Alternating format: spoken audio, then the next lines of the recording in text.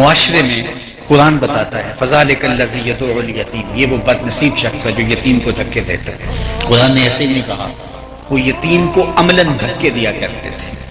خدا ترس لوگ بھی موجود تھے، وہ بہت خیال بھی رکھتے تھے، آپ جانتے عرب مہمان نواز بھی تھے، لیکن اس کے باوجود وہ اپنے بچوں کے ساتھ یتیم کو نہیں بیٹھنے دیتے تھے۔ ان کا خیال یہ تھا کہ یتیم میں نحوست ہوتی ہے، جو ہماری اولاد میں در آئے گی، تو وہ دور سے اس کی ضرورت تو پوری کر دیتے تھے لیکن اس کو عزت نہیں دیتے تھے۔ قرآن کا فلسفہ کیا ہے؟ کسی کی مدد کرنا نہیں، کسی کو عزت کے ساتھ اس کی مدد کرنا۔ کلا بل لا تکرمون الیتیم، کہا تمہارا یہ اس بربادی کا سبب کیا ہے؟ تم یتیم کو عزت نہیں دیتے ہو۔ بچا ہوا کھانا تو روڑی پہ پھینکنا ہے، گندگی کے ڈھیر پہ پھینکنا، تو کسی کے گھر بھیج دو، کسی کے منہ میں پڑ جائے، یہ تو کمال نہیں ہے۔ عزت کے ساتھ کسی کو بٹھا کے دینا، تکریم کے ساتھ نہیں۔ آج کل جو بانٹنے کا جس طرح کا رواج ہو گیا ہے، اور لوگوں نے لوگوں کی غربتوں کو اپنے لیے نمائش کا ذریعہ بنا لیا۔ وَرَجُلٌ تَصَدَّقَ بِصَدَقَةٍ فَأَخْفَاهَا حَتَّى لَا تَعْلَمَ شِمَالُهُ مَا تُنْفِقُ يَمِينُهُ۔ اللہ کے محبوب نے 7 اشخاص کا ذکر کیا، قیامت کے دن جو عرش کے ٹھنڈے سائے تلے ہوں گے، ان میں سے ایک شخص کا ذکر کیا کہ جس نے تنہائی میں صدقہ کیا اور دائیں ہاتھ سے صدقہ کیا، بائیں کو خبر نہیں پڑ پائی۔ فرمایا کل قیامت کے دن جب کوئی سایہ نہیں ہوگا تو وہ عرش کے ٹھنڈے سائے تلے ہوگا۔ اللہ اکبر۔ کائنات میں سب سے اچھا گھر کون سا ہے؟ سب سے بہتر گھر کون سا ہے؟ کسی نے کہا جناب جو بر لبے سڑک ہے وہ گھر اچھا ہے، آنے جانے کی سہولت اچھی رہتی ہے۔ کسی نے کہا جو شہر کے مرکز میں ہوگا وہ گھر اچھا ہوگا۔ کوئی بولا جناب کوئی عالی نسب سوسائٹی کے اندر اگر گھر ہے تو وہ گھر اچھا ہے، وہاں انسان بہت محفوظ اپنے آپ کو فیل کرتا ہے۔ کسی نے کہا جناب جو ہے وہ دریا کنارے ہو، ساحل سمندر پہ ہو، وہ گھر اچھا ہے، وہاں خوب نظارے اور شفاف ہوا ملتی ہے۔ کسی نے کہا جو کشادہ ہو وہ اچھا ہے۔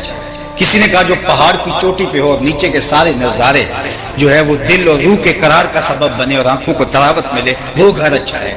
لیکن ہم نے حضور سے پوچھا تو آقا کریم نے فرمایا بہترین گھر وہ ہے جس میں یتیم رہتا اور اس کی عزت بھی ہوتی ہے، چاہے وہ 2 مردوں کا جھونپڑا کیوں نہ ہو، جس میں یتیم ساتھ شرط لگائے، جس میں یتیم بھی رہتا ہو اور اس کی عزت بھی ہوتی ہے اس گھر کے اندر۔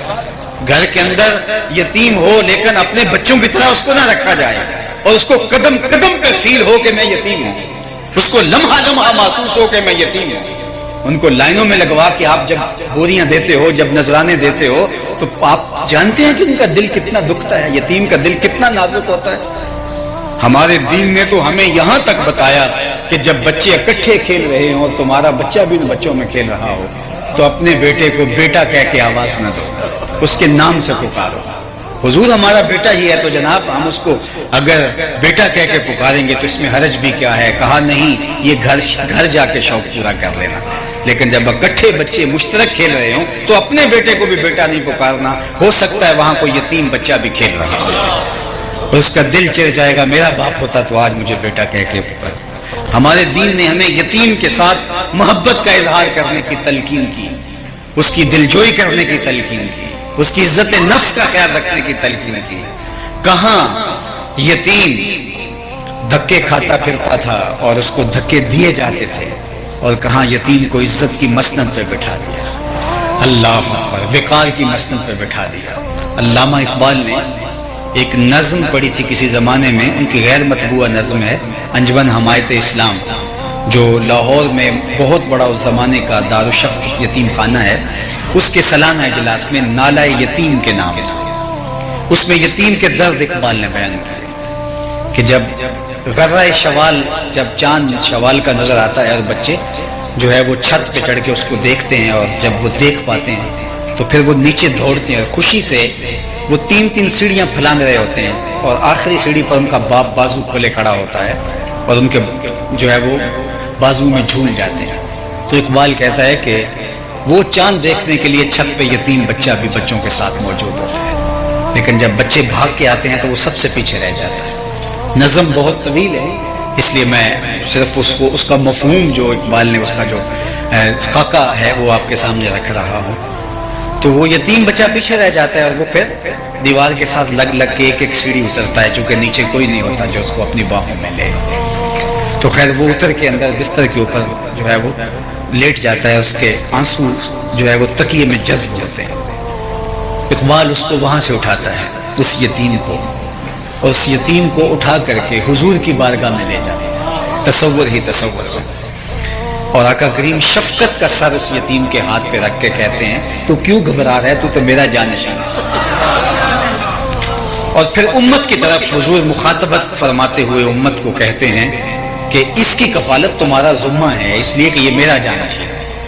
تو وہاں جو اقبال نے آخری شعر کہا کہ گر تم سمجھو تو 100 باتوں کی یہ ایک بات ہے، آبرو میری یتیمی کی تمہارے ہاتھ۔ ہمارے دین نے تو ہمیں یہاں تک کہا کہ بیوہ کے سامنے اپنی بیوی سے ملاطفت کا اظہار نہ کرو، غریب کے سامنے اپنی دولت کی نمائش نہ کرو، بلکہ یہاں تک آقا کریم علیہ السلام نے فرمایا اپنے گوشت کی خوشبو سے غریب ہمسائے کو تکلیف نہ دو، یا تو تھوڑا سا پانی زیادہ ڈال لو، شوربے کی ایک پیالی اس کے گھر بھی بھیج لو، اور اگر ایسا نہیں کر سکتے تو ایسے زاوی اور ایسے وقت میں کھانا پکاؤ جب اس کے بچے سو چکے۔ غریب ضد کر بیٹھے، اس کے بچے ضد کر بیٹھے، ان کی ضد پوری نہ ہو سکے تو وہ بلکتے بچوں کو کیسے چپ کرائے؟ دوپہر کو سلا دیتی ہے بچوں کو وہ اس ڈر سے گلی میں پھر کھلونے بیچنے والا نہ آ جائے۔